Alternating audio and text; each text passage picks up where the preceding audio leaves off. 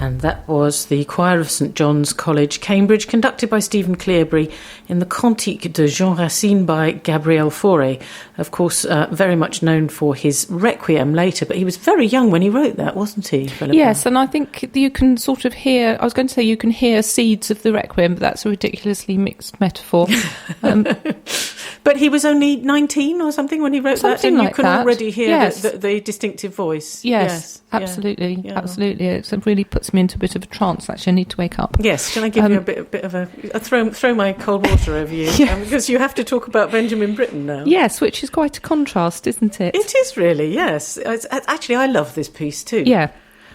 This is Rejoice in the Lamb, or Jubilate Agno, which is for choir and organ. Yes, and it's famous for the lyrics by Christopher Smart, who wrote a very lengthy and startling poem, and it was written between 1759 and 1763 because the poor man was what they described as confined for insanity in St Luke's Hospital in London at the time. And if you don't know the poem, you could still be familiar with some famous lines that Smart wrote about his cat Geoffrey. Smart calls Geoffrey a servant of the living God, and he says that Geoffrey serves and worships God by wreathing his body 7 times round with elegant quickness. Brilliant, isn't it? Yeah. I just love that. We're not actually playing that bit, though, are we? We're playing... No, Britten didn't... He obviously had to choose a fraction of the poem for the lyrics. The poem, it goes on to praise flowers that Smart calls the poetry of Christ. Long passages connecting the prophets of the Old Testament with animals. The Bible... the alphabet, Isaac Newton and other scientists, languages, colours. I mean, you just really can't get on top of the whole poem in less than about 10 goes, I think. Yeah. Agreed. And the part that Britten uses is praising the musical instruments.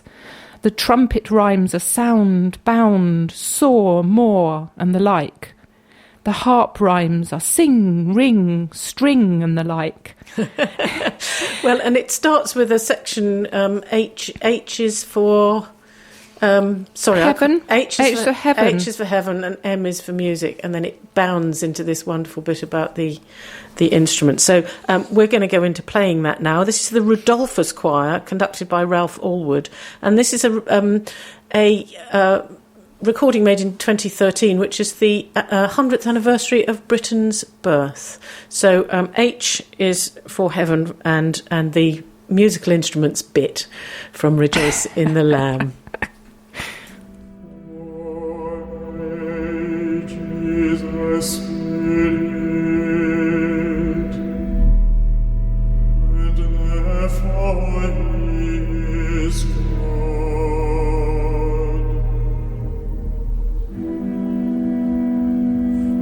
For King is He, and therefore He is God.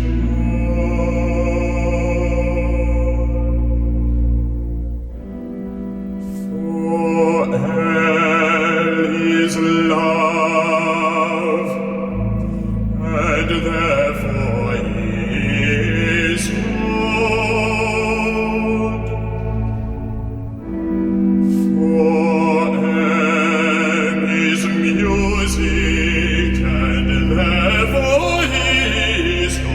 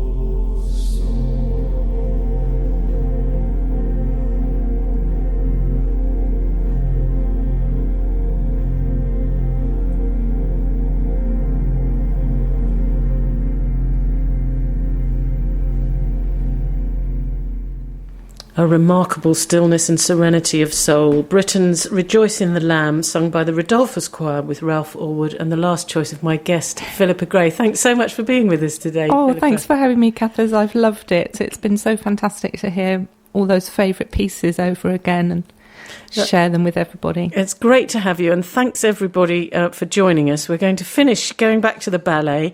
This is the Infernal Dance of Prince Kashkai's Subjects from The Firebird by Stravinsky. Russian through and through, but really this is also a French ballet. It was done, of course, for Diaghilev in 1910. I don't know why I say of course, but it's sort of of course to me.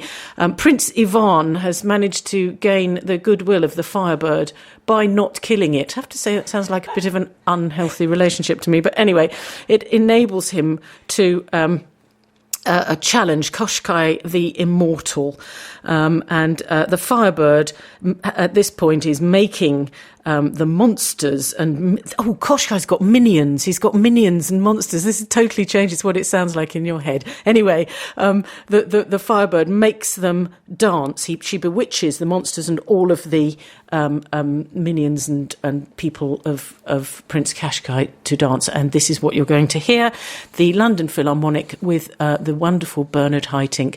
So thanks for joining us, and hope you'll join us next week for another Classics from Scratch on Seclo Sounds.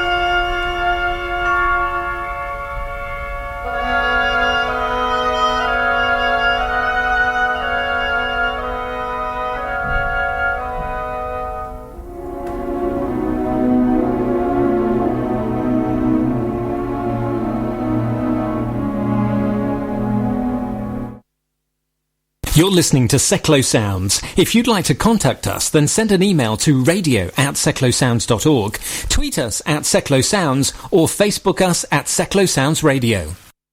MK Pulse proudly sponsors Seklo Sounds. MK Pulse is Milton Keynes' local magazine, bringing helpful information on food, health, fashion, money, travel, culture and much more to 84,000 people every month. Plus news, views and what's on from around the city.